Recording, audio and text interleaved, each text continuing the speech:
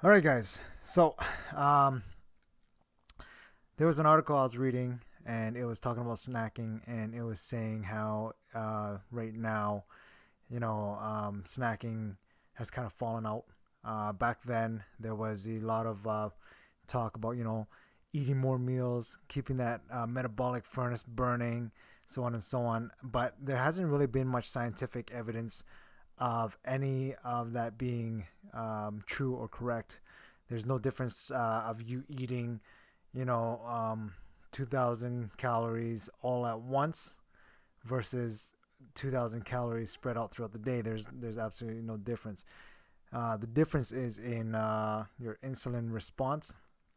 But nonetheless, this article was talking about how snacking should come back and how snacking helps. And I'm going to go over this something really fast here because they're saying, it's good because it's going to help with your mood.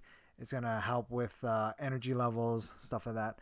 And I'm not arguing that that is wrong. I'm actually saying that that is correct. But most of the advice is actually for the general public and just the way that the food is out today. You go to the store, the grocery store or whatever, and 80, 90% even of the food is products to keep you as a carb burner. So, just a quick summary of what that is. A carb burner is a person, an individual whose primary bodily fuel source is carbohydrates. And that's what it demands and that's what it requires to sustain every day. So every moment it needs carbohydrates, which is a very fast energy source, but it's a very short supply, right? And then on the other spectrum is you are a fat burner. Okay, so your body primarily uses fat as fuel, and that is more of what it demands. And that fuel source is actually more efficient and actually more enduring. Your body can store months and months worth of supply, like a year, depending on where you're starting, of supply. Um, and it you would rather use that than carbohydrates. Uh, and that's the difference. So there's one that's short supply, quickly used up, and one that is a long supply, more efficient and more enduring. So when we're talking about the general public that is a carbohydrate burning machine, snacking is the right suggestion in terms of mood. So a lot of people talk about hangry. When you're actually a fat burner, you're not hungry. So let me go into the snacking, right? So when you're a carb burner, you're going to be like, you're going to be trickling nutrients. So that was one of the things that they said. So when you're snacking, you're going to sneak in these nutrients into your body that it needs, and yeah, so that's going to help not only meet that macronutrient demand that your body requires, but it's also going to help with again that hangry, right? So the hangry happens is because the body is needs another fix, okay, of carbohydrates. Okay, so you've already depleted it, your body's used it, and it's looking for that next snack time. It's looking for that next fix of carbohydrates because that's what it needs, and because it's in such high demand all the time, it needs it now, and you get angry, you start getting frustrated, right? So this is the interesting thing though. But as a fat burner, I call body fat. So what we store in our abdomens, that belly, I call it a fridge. So every time I work with a client, I tell them that's the fridge. So how do you open that fridge? How do you tap into that fridge? So your body, technically, when you become a fat burner, your body snacks by opening up that fridge. So when the article is saying, okay, well, you should be snacking all the time, it's a good suggestion for a carb burner. But for a fat burner, your body already has its snack. So when it begins to, people think that like when I'm doing fasting, people think that I'm actually starving myself, but I'm not hungry at all. And in fact, when it becomes mealtime, anybody I work with will tell you the same thing, that when it comes snack time or meal time, they actually can't even eat that much because their body, they have been snacking. They've been snacking. They've been opening up that fridge that we are designed to have and use. So instead of actually using, physical um, food, uh, we're already snacking all day long. We're snacking all day long. We're not deprived because that's exactly what that storage is supposed to be. It's supposed to be that fridge that we open up and use. So yeah, like there's no cravings. We're not hangry because we're using the fuel. We still got fuel. We still got food. We're still consuming what we need. It's still providing the carbohydrates because when our bodies are actually deprived of carbohydrates, what happens is it produces ketones, which is a better, more efficient form of carbohydrates. So your body can produce it's not carbohydrates, but it's converted form of fats that replaces carbohydrates, and it's more efficient. The body prefers to use it. So when people are out there and the body doesn't know how to produce ketones, it's asking for more carbohydrates, and it's asking for it because it's like you don't have it, and it can't produce it, so it needs it. So you get angry. So then you got to snack. So snacking is a very important thing if you're a carb burner. Okay, so that's one of the key things here. Is so you want to always continue to trickle nutrients into your body, which is absolutely correct. One of the things is vitamins and minerals. Yeah, so you want to actually trickle in vitamins and minerals. So if I was to give strength to that argument, I'd be like, okay, well, your body breaks down, that carbohydrates from your body, but it's still not getting the vitamins and minerals that you would get from, let's say, snacking on nuts and fruits and stuff like that.